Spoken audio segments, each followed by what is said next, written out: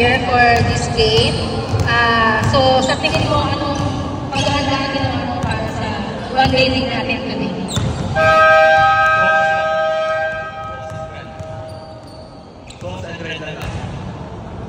Okay, so focus sa pagkakaroon mo para maging best player of the game. Thank you and congratulations again, James Ginoro. And let's be ready for our second game for Team Dennis and Team Shaw. MSD Productions.